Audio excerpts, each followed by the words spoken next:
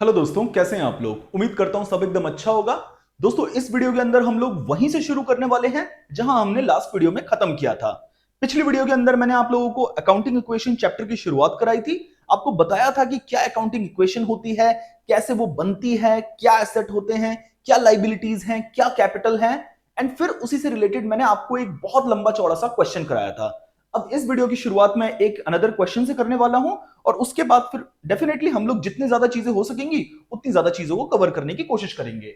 ये है illustration number 3 हमारी बुक डीके गोयल के अंदर। छोटा सा क्वेश्चन है एंड एग्जाम में इतने छोटे क्वेश्चंस पूछे जाने के चांसेस ज्यादा हैं। यानी कि आपका जो पेपर में क्वेश्चन आएगा बहुत ज्यादा मार्क्स का तो आने वाला नहीं है, क्योंकि मैक्सिमम कैप ही कितने मार्क्स की है, 6 मार्क्स की है। तो उसमें अगर आप लोग ये एक्सपेक्ट कर रहे हैं कि 10-12 पॉइंट का कोई क्वेश्चन आ जाएगा, वो पॉसिबल नहीं है। तो एग्जामिनर की कोशिश क्या रहेगी कि वो डिफिकल्ट ट्रिकी पॉइंट्स को ऐड करेगा और 3 से 4 या 5 पॉइंट्स के अंदर क्वेश्चन को एंड कर देगा। तो वहां पर हमारा ये क्वेश्चन बहुत रेलेवेंट बन जाता है। दो ये एक इजी क्वेश्चन ही है। इसको उठाने का रीजन सिर्फ ये था कि मैं आपको थोड़ी सी प्रैक्टिस करा देता हूं। पिछले वीडियो में जो हमने किया था इस वीडियो में एक बार रिपीट कर लेंगे। यहां पर 3 पॉइंट्स दे रखे हैं। अकाउंटिंग इक्वेशन की रूल मैंने आपको क्या बताया था फॉर्मेट के लिए। सबसे पहले वही सीरियल नंबर पतला सा। दूसरा हम लोगों को क्या करना है, ट्रांजैक्शंस लिखेंगे हम लोग। ट्रांजैक्शंस ट्रांजैक्शंस इतनी हमने कर दी। फिर सबसे बड़ा कॉलम बनेगा बेटा किसका, हमारा एसेट्स का। एसेट्स का हमने खूब चौड़ा सा कॉलम बना दिया और जितना एसेट्स बनाएंगे उसका आधा हम लोगों को बना देना है लाइबिलिटीज का। और फिर लास्ट कॉलम हमारा किस चीज का बन जाएगा, वो बन जाएगा कैपिटल का। और ये ऐसे करके हमने बना दिया। तो asset is equal to liability plus capital होता है। Liability plus capital. चलो ये तो हो गई फॉर्मेट की बात। फिर मैंने आपको एक और चीज बताई थी कि इसके बाद एक लाइन आपको और छोड़नी है, क्योंकि यहां पे डिफरेंट एसेट्स एंड लाइबिलिटीज के आपको नाम लिखने होंगे। ओके, पहला पॉइंट क्या कह रहा है, पहला पॉइंट वही रूटीन पॉइंट है कि started business with cash 1 lakh rupees. हर चीज हमको किसके पॉइंट ऑफ व्यू से सोचनी है, हमको बिजनेस के पॉइंट ऑफ व्यू से सोचनी है, ना कि ओनर के पॉइंट ऑफ व्यू से। ठीक है ना। तो अगर बिजनेस विद कैश शुरू हुआ है तो ट्रांजैक्शन लिख देंगे business started with cash. Business started with cash. अब इसका देखो मतलब क्या है, बिजनेस के पास कैश आया, कैश आया तो कैश एक एसेट है, वो इंक्रीज हुई। तो आपने एसेट में कैश लिखा, कितना आया, 1 लाख का आया। लो जी, 1 लाख हमने यहां पे कैश में लिख दिया। पर साथ में ओनर को वापस करना पड़ेगा वो पैसा, यानी कि उसकी कैपिटल भी इंक्रीज हो गई। कितने से इंक्रीज हो गई, 1 लाख से। तो 1 लाख से हमारी यहां पर हमने कैपिटल भी इंक्रीज कर दी। दूसरा पॉइंट बड़ा सिंपल सा ये भी है, purchase goods for cash 20,000 and on credit 30,000। एक ही ट्रांजैक्शन में हम लोगों को ये दोनों पॉइंट्स कवर करने हैं। टोटल गुड्स कितने के खरीदे हैं, 20,000 के कैश में खरीदे हैं और 30,000 के हमने क्रेडिट पे खरीदे हैं। यानी कि टोटल गुड्स हमने खरीदे हैं बेटा 50,000 रुपीज के। अब ध्यान से सुनना, यहां पे हम लिख देते हैं परचेज गुड्स। परचेज्ड गुड्स, जब हमने गुड्स खरीदे तो बिजनेस के पास गुड्स आए। और पिछले क्वेश्चन में मैंने आपको बताया था जो गुड्स होते हैं वो हमारी स्टॉक की फॉर्म में आएंगे। यानी कि गुड्स जो हम खरीदते हैं और हमारे पास स्टॉक में पड़े होते हैं वो हमारे लिए क्या हो जाएगी, एसेट हो जाएगी। यानी कि हमारे टोटल गुड्स कितने के आए, 50,000 के। तो आपको स्टॉक में ऐड करना है 50,000। चलो ठीक है, 50,000 ऐड कर दिया। अब 50,000 के गुड्स तो आए, पर इस चक्कर में कैश कितने का यूज हो गया, 20,000 रुपए का हमारा कैश यूज हो गया। और अगर कैश यूज हो गया 20,000 का तो हम लोग क्या कर देंगे, माइनस 20,000 कर देंगे यहां पे। यानी कि कैश हमारा 20,000 से कम हो जाएगा। और बचे हुए जो 30,000 हैं वो हमने क्रेडिट पे खरीदा है। क्रेडिट पे जब आप किसी से सामान खरीदते हो तो सामने वाला बंदा क्या बन जाएगी, आपकी लाइबिलिटी बन जाएगी, क्योंकि आपको फ्यूचर में उसको पैसे वापस करने होंगे। और जिसको हमें फ्यूचर में पैसे वापस करने हैं हम उसको क्या बोलते हैं, क्रेडिटर। तो आपको लाइबिलिटी एक क्रिएट करनी पड़ेगी जिसका नाम आप लिख दोगे क्रेडिटर। और क्रेडिटर दोस्त कितने से इंक्रीज हो रहा है, 30,000 से इंक्रीज हो रहा है। तो क्रेडिटर के नीचे आपने 30,000 प्लस कर दिया, माइनस मत कर देना। आपकी लाइबिलिटी इंक्रीज हो रही है तो 30,000 से हमने यहां पर इसको इंक्रीज कर दिया। चलो ठीक है, जो खाली चीजें हैं उनकी जगह हम लोग क्या लिख देंगे, उनकी जगह हम लोग 0 लिख देंगे। ये लो यहां पे 0 लिख दिया। फिर मैंने आपको बताया था जैसे ही आपकी पहली 2 ट्रांजैक्शंस रेडी हो गई, इसके बाद आपको किस पे काम करना है बेटा, इसके बाद आपको काम करना है न्यू इक्वेशन पे। तो आइए न्यू इक्वेशन पे जल्दी से बात करनी चालू कर दें। हो जाओ जल्दी से। ये रहा new equation. 1 lakh minus 20,000 80,000, 0 plus 50,000 50,000, फिर इज इक्वल टू का साइन, 0 प्लस 30,000 30,000, और 1 लाख प्लस 0 1 लाख। लो जी, चेक कर लें एक बार ठीक है या नहीं है। असेट साइड कितनी है 80 plus 50,000 1,30,000। Asset side 1,30,000, 30 plus 1 lakh भी कितना हुआ 1,30,000। तो असेट और लाइबिलिटी प्लस कैपिटल एलएचएस और आरएचएस आपस में इक्वल है। Very good. C point, C point क्या कह रहा है जरा ध्यान से देखना। सी पॉइंट कह रहा है बेटा, ओ जी सी पॉइंट हमारा कह रहा है sold goods for cash costing 10,000 and on credit costing 15,000, both at a profit of 20%। ये है ठीक ठाक पॉइंट। अभी ठीक ठाक पॉइंट है तो जरा एक बार इसको ठीक ठाक तरीके से समझाने की कोशिश करते हैं। आओ जी, एक बार इसको थोड़ा सा साइड में कर दें ताकि समझने में दिक्कत ना आए। लो जी, sold goods for cash costing 10,000। Costing 10,000 मतलब हमको कितने का पड़ा था वो गुड्स? वो हमको 10,000 का पड़ा था जो हमने गुड्स बेचने की बात करी है। 10,000 के जो हमारे गुड्स हैं हमने वो बेचे एंड ऑन क्रेडिट कॉस्टिंग 15,000। ठीक है, कैश में हमने कितने रुपए के गुड्स बेचे 10,000 के, और क्रेडिट पे उधार पे कितने के बेचे हमने 15,000 के। इतने रुपए के बेचे नहीं है, इतने रुपए उनकी खुद की कॉस्ट थी। लास्ट क्लास में मैंने आपको परफ्यूम की बोतल का एग्जांपल दिया था। मान लेते यही वो परफ्यूम की बोतल है, अभी वो मेरे सामने नहीं है, ये परफ्यूम की बोतल है। जब मैंने इसको खरीदा था तब वो 10,000 की थी। कुछ परफ्यूम की बोतल थी 10,000 की मेरी कॉस्ट थी, और कुछ परफ्यूम की बोतल थी जिनकी कॉस्ट 15,000 रुपए थी। मैंने जो 10,000 वाली थी उसको भी मैंने 20% प्रॉफिट पे बेचा, और जो 15,000 की जो कॉस्ट वाली थी उसको भी 20% प्रॉफिट पे बेचा। यानी कि 10,000 का 20% कितना हो जाएगा बेटा 2,000 हो जाएगा। तो 10,000 की चीज को 20% प्रॉफिट पे यानी कि मैंने 12,000 का बेच दिया। वहीं पे 15,000 की चीज को भी मैंने 20% के प्रॉफिट पे बेचा, यानी कि 3,000। 15,000 का 20% 3,000, यानी कि मैंने इसको 18,000 में बेचा। चलो ठीक है, यानी कि 10 की चीज 12 में और 15 की चीज 18 में। अब ध्यान से सुनना, यहां पर मेरा टोटल प्रॉफिट आफ्टर ऑल कितने का हुआ? तो 2,000 प्लस 3,000 5,000 रुपए का मेरे को प्रॉफिट हुआ। मैंने आपको बताया था जितने आपके प्रॉफिट हो, जितनी आपकी इनकम हो, जितना आपका गेन हो, वो हमारा क्या हो जाता है कैपिटल में ऐड होता है। तो सबसे पहली चीज जो आपको यहां पर करनी है वो आप छूटते ही क्या करेंगे, आप ऐड कर देंगे। थर्ड, पहले इधर लिख दें, purchase sold goods on cash and credit on profit. मैंने ज्यादा लिख दिया, आप चाहो तो कम भी लिख सकते हो। कितने का 5,000 का प्रॉफिट हुआ है, मैंने यहां पर 5,000 प्लस कर दिए। लो जी ठीक है। अब जरा एक बात बताओ, जब मैंने गुड्स को कैश में बेचा होगा बेटा, मतलब 10,000 के गुड्स को 12,000 में बेचा, तो मेरे पास 12,000 रुपए कैश आया होगा या नहीं आया होगा? ऑब्वियस सी बात है यार, 10 की चीज को अगर 12,000 में बेच रहा हूं तो 12,000 का कैश आया होगा। यानी कि इससे मेरा कैश इंक्रीज हुआ होगा। कितने हजार से? 12,000 से। तो हमने कैश को इंक्रीज कर देना है 12,000 से। Very nice. उसके बाद 18,000 के जो गुड्स मैंने बेचे वो मैंने उधार पर बेचे, मैंने उसे क्रेडिट पे बेचा। यानी कि 18,000 रुपए मुझे किसी से वापस लेने होंगे। यानी कि अभी वो मेरा क्या बन गया, डेटर बन गया, जिसको मैं उधार पे सामान बेच रहा हूं। तो जो डेटर है मेरा बेटा, जो डेटर है वो एक एसेट होती है। यानी कि मेरी एक एसेट क्रिएट हो जाएगी 18,000 रुपए की। बिल्कुल डेटर के नीचे आप लिख देना प्लस 18,000 रुपए, क्योंकि 18,000 रुपए मुझे रिकवर करने हैं किसी इंसान से। चलो ये भी बात ठीक है। तो हमने क्या कर दिया, डेटर्स को इंक्रीज कर दिया 18,000 से। सर और कुछ हुआ है क्या? बिल्कुल हुआ है। मुझे एक बात बताओ, कितने कॉस्ट के जो गुड्स थे वो आपके यहां से जा चुके हैं? 10,000 और 15,000। इन दोनों को अगर मैं प्लस करूं बेटा, यानी कि 25,000 की जो कॉस्ट के गुड्स हैं वो हमारे क्या हो गए, फैक्ट्री से चले गए। क्योंकि हमने बेचा है तो हमारा स्टॉक कम हो गया होगा, और स्टॉक कभी भी सेलिंग प्राइस से कम नहीं करोगे आप, स्टॉक हमेशा आप कॉस्ट प्राइस से कम करोगे। क्योंकि आपको कितने का पड़ा था, वो आपको तो 25,000 का पड़ा है ना टोटल, तो आपका जो स्टॉक है वो 25,000 से आप कम कर दोगे, 25,000 से कम कर दोगे, बस आपको और कुछ नहीं करना बेटा। यहां पर हमारी ये चीज पूरी की पूरी हो गई फिनिश।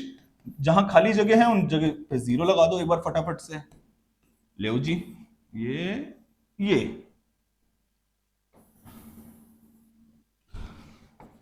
आइए लिखते हैं new equation. 80,000 plus 12,000 92,000, 50,000 minus 25,000 minus plus 25,000, plus 0 plus 18,000, 30,000 plus 0 30,000, 1 lakh plus 5,000 1,05,000। लो जी एक बार चेक कर लें एक बार फटाफट से। 92 प्लस 25 ये हो जाएगा कितना, 1,17,000, 1,17,000 प्लस 10 127, 127 प्लस 8 135, यानी कि एसेट साइड कितनी हो गई है हमारी, 1,35,000 हो गई है। और लाइबिलिटी साइड हमारी कितनी हो जाएगी, लाइबिलिटी प्लस कैपिटल 30,000 प्लस 1,05,000 1,35,000, यानी कि आपकी दोनों sides asset is equal to liability plus capital दोनों बराबर हैं, यानी कि हमारा ये वाला क्वेश्चन भी हो गया है कंप्लीट। अब दोस्तों ऐसा एक और छोटा क्वेश्चन हम लोग प्रैक्टिस कर लेते हैं, वो है illustration number 8। Prepare accounting equation from the following. 3 transaction आपको दे रखी है, जल्दी से हम लोग हेडिंग डाल देंगे अकाउंटिंग इक्वेशन। सबसे पहले हमारा serial number, then transactions, then हमारा asset is equal to liabilities plus capital. Serial number ये रहा, ट्रांजैक्शन ये रही, असेट ये रही, लाइबिलिटी प्लस कैपिटल ये रहा। ये लो जी हमने ये चीजें हमने फटाफट से कर ली। अब आते हैं सबसे पहले, started business with cash 1 lakh and goods worth ₹20,000। ये थोड़ा नया पॉइंट लग रहा है, कुछ नया है नहीं बस लग रहा है। आपके पास कैश था बिजनेस शुरू करने के लिए, आपने कैश से बिजनेस शुरू कर दिया। आपके पास जिस चीज का आप बिजनेस करने वाले थे, मान लेते हैं आप बिजनेस करने वाले थे इस वाटर बॉटल को बनाकर बेचने का, आपके पास गोडाउन में 20,000 रुपए की वाटर बॉटल्स ऑलरेडी पड़ी हुई थी आपके पास, तो आपने कहा इसी का बिजनेस करना है तो क्यों ना मैं ये भी बिजनेस को दे देता हूं। तो ये भी एक तरीके से क्या हो गया, कैश देने जैसा ही तो हुआ कि 1 लाख का आपने कैश दिया, 20,000 के आपने गुड्स दिए, टोटल आपने 1,20,000 अपने बिजनेस के अंदर इन्वेस्ट किया। तो ये क्या हो जाएगा, स्टार्टेड बिजनेस विद कैश। तो लो जी सबसे पहले बिजनेस के पास कैश आया होगा, कितने का आया, 1 लाख का, वेरी गुड जी 1 लाख का। दूसरा आपका क्या हो गया, गुड्स। गुड्स को हम लोग क्या कहेंगे, गुड्स को हम लोग कहेंगे स्टॉक, कितने रुपए का, 20,000 का, 20,000 का हो गया स्टॉक। टोटल कैपिटल कितने से इंक्रीज हो जाएगी, कैपिटल इंक्रीज हो जाएगी 1,20,000 से, 1,20,000 की आपकी क्या हो जाएगी, कैपिटल हो जाएगी।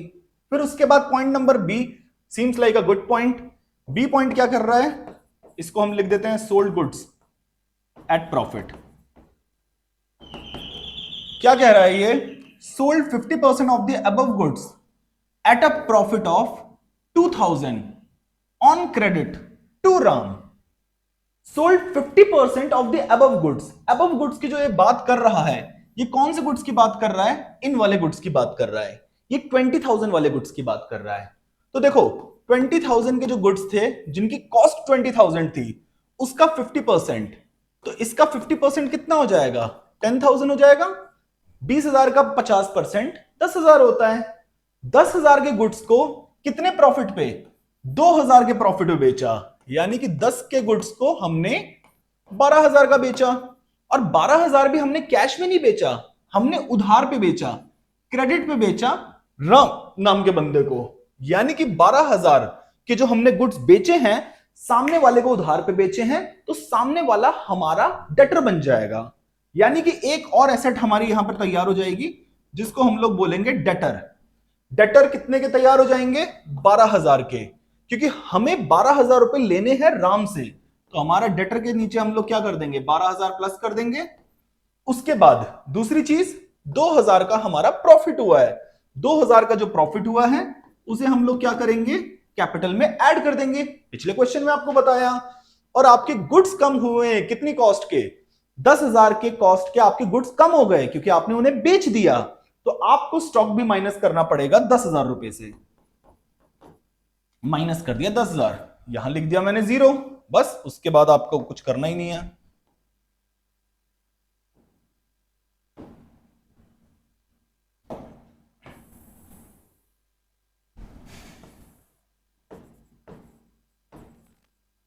New equation, 1,00,000 plus 0 1,00,000, 20,000 minus 10,000 10,000, 0 plus 12,000 12,000 is equal to, liability कुछ है ही नहीं, 1,20,000 प्लस 2,000 दैट विल बी 1,22,000। यानी कि आपकी लाइबिलिटीज कुछ है नहीं। अगर आप यहां पर देखोगे तो आपका आंसर नहीं, ये 10,000 प्लस हो जाएगा, सॉरी 20,000 प्लस है और माइनस 10,000 है, तो रिजल्टेंट आंसर क्या हो जाएगा, प्लस 10,000 हो जाएगा। अब उसके बाद अगली ट्रांजैक्शन इंपॉर्टेंट ट्रांजैक्शन है, मैंने ऐसी नहीं कराई अभी तक। और ट्रांजैक्शन क्या कह रही है, आइए जरा देखते हैं। Ram paid 90% of his amount in full settlement. Ram, पहली बात, राम को पे कितना करना था भाई, राम हमारा डेटर बन गया था कितने का, ये पूरे के पूरे 12,000 रुपए का ना। यहां पे देखो 12,000 का डेटर बन गया था राम। 12,000 राम को पे करने थे। राम ने कहा कि मैं आपको 90% पे कर दूंगा। तो 12,000 का 90% कितना होता है, तो 12 9 10800, यानी कि 10,800 रुपए राम ने हमको पे कर दिए। और उसने बोला कि फुल सेटलमेंट, यानी कि जो पैसे मैं पे कर रहा हूं ये फुल सेटलमेंट में पे कर रहा हूं, यानी कि इसके बाद मुझे कुछ पे करना नहीं रह जाएगा। ऑफ कोर्स वो हमको फोर्स नहीं कर रहा है, वो उसकी मेरे बीच में एग्रीमेंट हुआ होगा कि ठीक है भाई तू 90% पे कर दे, बात को नक्की कर, ठीक है ना। तो 10,800 राम ने पे करे हैं हमको फुल सेटलमेंट में। अब इसका मतलब क्या है, पहले तो ये देखो, Ram paid in full settlement, in full settlement, ध्यान से देखना मजा आएगा आपको। सबसे पहले क्या हुआ होगा, 10,800 मेरे पास कैश आए होंगे क्योंकि मेरे डेटर ने जब मुझको पैसे दिए सॉरी, मेरे डेटर ने जब मुझको पैसे दिए तो मेरे पास कैश आया, कितना आया, 10,800 आया। 10,800 आप यहां पे प्लस कर दो। देन उसके बाद स्टॉक पे तो कोई फर्क नहीं पड़ना इसका। आपके जो डेटर हैं वो कितने से कम हो जाएंगे भाई, अब तो 12,000 के 12,000 से कम हो जाएंगे ना, नहीं सर 10,800 से कम होंगे। क्यों भाई, 10,800 तो उसने हमको पे किए हैं और उसने बोला कि इसके बाद मैं आपको पे नहीं करने वाला हूं। आप मान लो कि जितनी आपकी एसेट थी, जितने आपके डेटर थे वो आपके खत्म हो चुके हैं, यानी कि 12,000 से हमारे डेटर्स हो जाएंगे कम। अब हमें इनसे एक भी रुपए नहीं मिलने वाले हैं। अच्छा जी ठीक है, बट सर एक बात बताओ, इन दोनों के बीच का जो डिफरेंस है, कितने का डिफरेंस, 1,200 रुपीज का, ये क्या हुआ, इसे हम लोग बोलते हैं बेटा, हमने राम को डिस्काउंट दे दिया और इसे हम लोग बोलेंगे डिस्काउंट अलाउड। डिस्काउंट अलाउ करने का मतलब क्या हुआ, हमने किसी को डिस्काउंट दिया तो ये हमारे लिए एक लॉस है। लॉस है अगर तो हमारे लिए क्या हो जाएगा, हम अपनी कैपिटल को कम करेंगे क्योंकि जब प्रॉफिट होता था तो कैपिटल में ऐड करते थे, लॉस है तो हम इसे कैपिटल में से माइनस करेंगे। तो आपको 1,200 रुपए यहां पे माइनस करने हैं अपनी कैपिटल के अंदर से, बस खत्म बात। अब आपको इसे फटाफट से new equation, 1,00,000 plus 10,800, 1,10,800, 10,000 plus 0 10,000, 12,000 minus 12,000 plus 0 ही हो जाएगा, इज इक्वल टू, लाइबिलिटी में कुछ है नहीं तो एक लास्ट में 0 लगा दो, 122 माइनस 1,200 तो ये हो जाएगा 1,21,000, 1,20,800। दोनों साइड्स का अगर आप टोटल करेंगे तो आंसर देखेंगे कि आपका इक्वल आ जाएगा, ठीक है ना। आइए दोस्तों, अब हम लोग करने वाले हैं कुछ अगले क्वेश्चन, और अब इन क्वेश्चंस के प्रैक्टिस के लिए मैं किसी भी क्वेश्चन में अकाउंटिंग इक्वेशन नहीं बनवाऊंगा, टाइम कंज्यूमिंग होता है, और आपको क्योंकि हमने 2-3 क्वेश्चंस कर लिए हैं तो एनफ प्रैक्टिस हो चुकी है। बाकी प्रैक्टिस आप खुद कर सकते हैं, आप ऑफ कोर्स, और आपको करनी भी चाहिए क्योंकि तभी आपका उसमें हाथ सेट होगा। बट अब मैं क्या करूंगा, जिन ट्रांजैक्शंस को मैंने टिक कर रखा है ये वो ट्रांजैक्शंस है जो हमने पहले नहीं कर रखी हैं और मुझे लगता है कि इन्हें कराना जरूरी है। तो मैं आपको एरोज बता के कि क्या चीज इंक्रीज हो रही है, क्या चीज डिक्रीज हो रही है, इस तरीके से समझा दूंगा, तो आपको अकाउंटिंग इक्वेशन प्रिपेयर करने में दिक्कत ही नहीं होगी। तो आइए इलस्ट्रेशन नंबर 4 का पॉइंट नंबर बी क्या कह रहा है। सिंपल, रेंट रिसीव्ड 10,000 रुपए। अगर आपको 10,000 का रेंट रिसीव हुआ है तो देखो दो चीजें हुई होंगी, कैश इंक्रीज हो रहा है, कैश एक एसेट है तो कैश नाम की एसेट बना देना और उसे 10,000 से इंक्रीज कर देना। और दूसरी चीज क्या होगी, आपको रेंट इसलिए रिसीव हो रहा है क्योंकि वो आपकी इनकम है, और अगर आपकी इनकम इंक्रीज हो रही है तो आप क्या करते हैं, अपनी कैपिटल में ऐड करते हो, तो कैपिटल को इंक्रीज कर देना कितने से, 10,000 से। लो जी, पॉइंट बी हमारा हो गया। बात करते हैं पॉइंट सी की, इन्वेस्टेड इन शेयर्स। ये अच्छा पॉइंट है, बच्चे कंफ्यूज हो जाते हैं। आपने 50,000 रुपए शेयर्स में इन्वेस्ट कर दिए, इसका मतलब क्या है, मैंने यानी कि फर्म ने किसी कंपनी के शेयर्स खरीद लिए। अब किसी कंपनी के शेयर्स खरीदे तो दो चीज हुई होगी, आपने उस कंपनी के शेयर्स खरीदे तो आपने वहां पर इन्वेस्टमेंट करी, इन्वेस्टमेंट करी यानी कि वो आपके लिए क्या हो जाएगा, एक तरीके का असेट हो जाएगा। अब अगर वो आपके लिए एसेट है तो यहां पर आपकी एसेट इंक्रीज हुई, और दूसरी चीज आपकी क्या होगी, आपका जो कैश है वो कम हो जाएगा। यानी कि आप क्या करोगे, एक इन्वेस्टमेंट नाम का आप एसेट बना देना, इन्वेस्टमेंट नाम की आपने एक एसेट बनाई और इन्वेस्टमेंट इंक्रीज हो जाएगी आपकी 50,000 से, और आपका साथ में कैश भी तो कम होगा दोस्त, तो कैश को कम करके दिखा देना 50,000 से, और आपका सी पॉइंट भी हो जाएगा। डी पॉइंट, रिसीव्ड डिविडेंड, बिल्कुल सेम टू सेम है आपका इसी तरीके से, यानी कि बी कहूं या मैं कहूं डी पॉइंट, दोनों में सेम ट्रीटमेंट होना है। आपको रेंट रिसीव होता है जब आपने किराए पे कोई घर दे रखा होता है, डिविडेंड आपको रिसीव होता है जब आपने किसी कंपनी के शेयर्स खरीद रखे हैं, और आपको वो कंपनी अपने प्रॉफिट में से जब आपको कुछ पैसा देती है तो उसको आप डिविडेंड कहते हो। ये बिल्कुल रेंट इंटरेस्ट की तरह आप इनकम समझ सकते हो, इससे अलग कुछ भी नहीं है, ठीक है ना। देन उसके बाद हम लोग करेंगे point number F, paid cash for house hold expenses. Paid cash for house hold expenses, इसका मतलब क्या है, कैश पे करा पर बिजनेस के खर्चे के लिए नहीं, ओनर ने अपने घर के खर्चों के लिए, यानी कि अपने घर की जो मेड है उसको कुछ सैलरी देने के लिए, 7,000 की सैलरी देने के लिए उसने फर्म के कैश को यूज करा। यानी कि यहां पर क्या हुआ है, ध्यान से सुनना, फर्म का कैश कम हो रहा है, फर्म की जेब से पैसे जा रहे हैं, यानी कि उसकी कैश कम हो रही है 7,000 रुपीज से। बट मुझे एक बात बताओ, ओनर ने कुछ पैसा विड्रॉ किया है ना, एक तरीके से अपने खर्चे के लिए 7,000 रुपए निकाले हैं, तो उससे क्या हो जाएगा, जो फर्म की लाइबिलिटी है ओनर को पे करने की, जिसको हम कैपिटल कहते हैं, वो भी कम हो जाएगी, नहीं हो जाएगी। याद करो पिछली वीडियो में मैंने आपको बताया था कि आपको अपने दोस्त को मान लेते हैं 1 लाख रुपए देने थे, पर फिर क्या हुआ, आप एक रेस्टोरेंट में गए और वहां पर दोनों का जो स्प्लिट आया, बिल का स्प्लिट आया, वो 7,000 रुपए आया। बट आपके दोस्त ने क्या बोला कि मेरे पैसे तू ही पे कर दे, तू ही पे कर दे, जो 1 लाख रुपए है उनमें से माइनस कर लियो। तो क्या हो जाएगा, अब आपको सिर्फ कितने देने रह जाएंगे, 1 लाख में से 7,000 माइनस कर दो, 93,000 देने रह जाएंगे। यहां पर आप वही दोस्त मान लो ओनर और फर्म को, यानी कि ओनर, फर्म ओनर को देना चाहती है 1 लाख रुपए लेट सपोज, पर ओनर ने 7,000 रुपए निकाल लिए, तो उससे क्या हो जाएगा, वो जो 1 लाख है वो रिड्यूस हो जाएगा ना 7,000 से, तो कैपिटल रिड्यूस हो जाएगी 7,000 से। बस आपको इतनी बात करनी है, मैंने ज्यादा ही घुमा दिया। ये हो जाएगा हमारा पॉइंट नंबर एफ। देन आते हैं पॉइंट नंबर आई पे, डिपॉजिटेड इनटू बैंक, कितने रुपए, 20,000 रुपए बैंक में आपने डिपॉजिट कर दिया। क्या डिपॉजिट किया, ऑब्वियस सी बात है कैश डिपॉजिट किया होगा ना। तो इससे क्या हुआ होगा, देखो एक एसेट बढ़ेगी, एक एसेट कम हो जाएगी। कौन सी एसेट बढ़ेगी, आप एक बैंक नाम का, क्योंकि बैंक में आपने पैसे डाले तो आपका बैंक अकाउंट इंक्रीज हो गया होगा, तो बैंक नाम से एक एसेट बनाना और उसे इंक्रीज कर देना 20,000 रुपीज से। पर बैंक में पैसे डालने के चक्कर में आपके हाथ से कैश चला गया, यानी कि आपका कैश डिक्रीज हो जाएगा कितने से, 20,000 रुपए से। बात खत्म। ये आई पॉइंट भी हमने यहां पे कर लिया। देन उसके बाद हमारा इलस्ट्रेशन नंबर 5 है। इलस्ट्रेशन नंबर 5 के अंदर सी पॉइंट देखना क्या कह रहा है। ये वैसे मैंने करा रखा है इस तरह का, बट एक बार फिर भी कर लेते हैं। Purchased furniture from RK furniture on credit 10,000 rupees. RK furniture नाम की कोई कंपनी थी, आपने उससे फर्नीचर खरीदा, कितने रुपए का, 10,000 का, उधार पे खरीदा।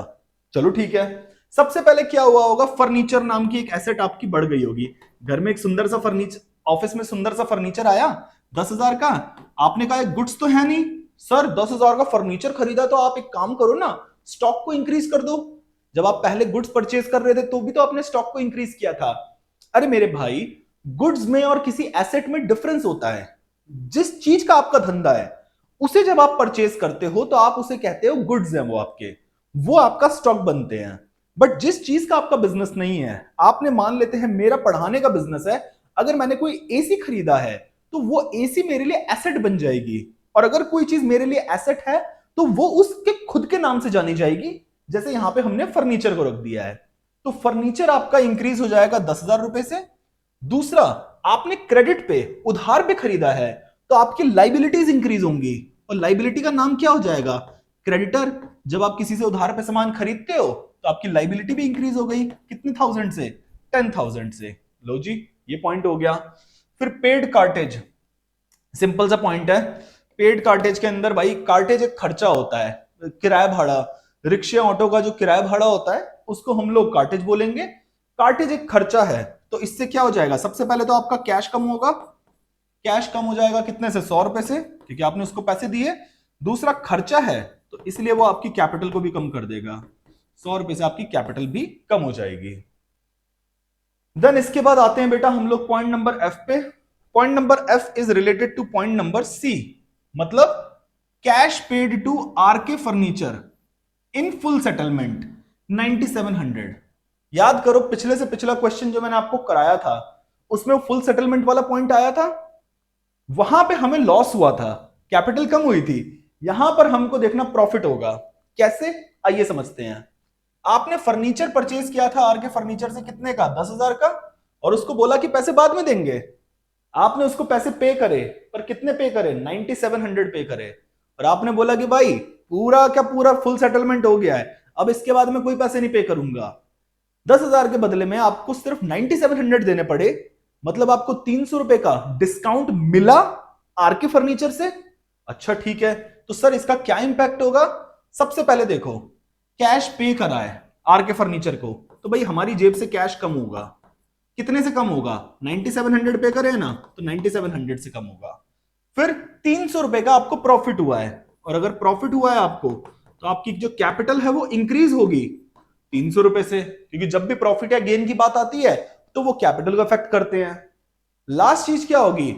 आर के फर्नीचर आपकी लाइबिलिटी की तरह दिख रहा था, यहां पे देखो आर के फर्नीचर नाम का बंदा आपका क्रेडिटर इंक्रीज कर गया था 10,000 रुपए से।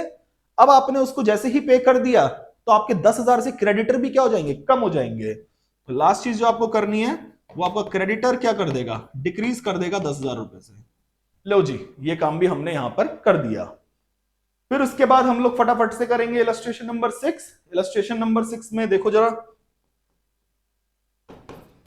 इधर हमें ये कह रहा है पेड रेंट इन एडवांस 3,000 रुपए। रेंट आपने एडवांस में पे करा है 3,000 रुपए, एक बढ़िया पॉइंट है ये, ठीक है ना? इसका मतलब समझो, इससे रिलेटेड मैं और भी पॉइंट आपको बाद में कराऊंगा नेक्स्ट वीडियो के अंदर, बट अभी एक बार आप यहां पे देख लो। आपको रेंट अभी 3,000 का पे नहीं करना था, आपने एडवांस में पे कर दिया। जब भी कोई खर्चा आप एडवांस में पे कर देते हो तो वो आपके लिए एसेट बन जाता है। जैसे मान लेते हैं मैंने ये बिल्डिंग किराए पे ले रखी है, मैंने अगले 2 महीने का रेंट अभी पे कर दिया, बल्कि मुझे जरूरत नहीं थी पे करने की, मैंने एडवांस में पे कर ली। अब एक बात बताओ, जो 2 महीने का रेंट मैंने अभी पे कर दिया है, मैं 2 महीने उसका बेनिफिट उठा पाऊंगा या नहीं उठा पाऊंगा? ऑब्वियस सी बात है। यानी कि जो चीज आपको फ्यूचर में बेनिफिट देगी वो आपके लिए क्या बन जाएगी? एसेट बन जाएगी। यहां पर ये जो रेंट है हमारा एडवांस में जो हमने पे किया है 3,000, वो भी एक एसेट बन जाएगी। और इसे आप क्या लिखोगे? एक एसेट बनाओगे आप प्रीपेड रेंट के नाम की। प्रीपेड पहले ही पे कर दी है, एडवांस में पे कर दी है, इसको आप प्रीपेड बोलते हो। तो प्रीपेड रेंट कितने का है? 3,000 का है ना, तो प्रीपेड रेंट इंक्रीज कर दो 3,000। और प्रीपेड रेंट कहां लिखेंगे? असेट के नीचे लिखेंगे, ठीक है ना, क्योंकि ये एसेट है। और चलो ठीक है, आपकी एसेट इंक्रीज हो गई, पर आपने पे करा है तो आपकी जेब में से कैश भी तो निकल गया इस चक्कर में, तो आपका कैश कम हो जाएगा भाई। कितने हजार से? 3,000 से कैश कम हो जाएगा। चलो ठीक है, सेकंड पॉइंट कर लिया। अब हम लोग करेंगे कौन सा? फिफ्थ पॉइंट करेंगे। फिफ्थ पॉइंट देखो क्या कह रहा है। Paid salary in cash 4,500। Paid salary in cash, 4,500 की सैलरी हमने कैश में पे करी है, एंड सैलरी आउटस्टैंडिंग है 1,000 रुपए की। ओके, बढ़िया पॉइंट है, काफी हद तक रिलेटेड टू दिस पॉइंट, अभी रेंट वाले पॉइंट से रिलेटेड है, बट इसका एकदम ऑपोजिट है। चलो भाई मान लेते हैं कि इस बिल्डिंग का जो रेंट था वो मैंने एडवांस में पे कर दिया था, बट मेरे यहाँ पे एम्प्लॉयज काम करते हैं, तो मैंने कुछ एम्प्लॉयज को तो कैश में सैलरी दे दी है, बट कुछ रेंट सैलरी जो है वो अभी मेरे को देनी है पर मैंने दी नहीं है। यानी कि जो सैलरी देनी है बट आपने नहीं दी है वो बन जाती है आउटस्टैंडिंग सैलरी। अब कोई खर्चा अगर आपको पे करना है और आपने नहीं पे करा है तो वो आपके लिए क्या बन जाएगा, लाइबिलिटी, क्योंकि आपको फ्यूचर में उसे पैसे वापस करने हैं। तो यहां पर मुझे एक बात बताओ, टोटल सैलरी कितनी रही होगी? 4500 आपने कैश में पे करे और 1000 की आउटस्टैंडिंग है, तो टोटल जो सैलरी होगी वो ऑब्वियस सी बात है 5500 होगी। यानी कि इस महीने मुझे 5500 की सैलरी देनी थी, 4500 मैंने पे कर दी, 1000 मैंने पे नहीं करी।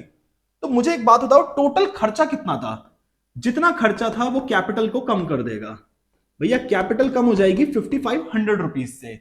सर क्यों कर रहे हो? आपने पे तो 4500 करा है। भाई कैश बेसिस और एक्रूअल बेसिस सीखा है? एक्रूअल बेसिस अकाउंटिंग हम लोग फॉलो करते हैं अपने बिजनेस के अंदर। एक्रूअल बेसिस का मतलब क्या होता था? उसका यह मतलब था कि कोई खर्चा अगर हो गया है, फर्क नहीं पड़ता कि आपने पे करा या नहीं पे करा, उसे आपको रिकॉर्ड करना होगा जिस साल में वो हुआ है, ठीक है ना? तो यहां पर वो 1000 की जो सैलरी आउटस्टैंडिंग है, आपने उस सैलरी के बेनिफिट को उठा लिया था, एम्प्लॉय से सर्विसेज ले ली थी, आपने पे नहीं करा, ये तो आपकी निकमपंती है ना, आपको पे करना ही होगा। चलो ठीक है, तो 5500 से कैपिटल कम, क्योंकि इतना सैलरी का खर्चा था। जितनी सैलरी पे करी है 4500 की, उतने से हम क्या कर देंगे, कैश को कम कर देंगे। 4500 से हमने कैश को कम कर लिया।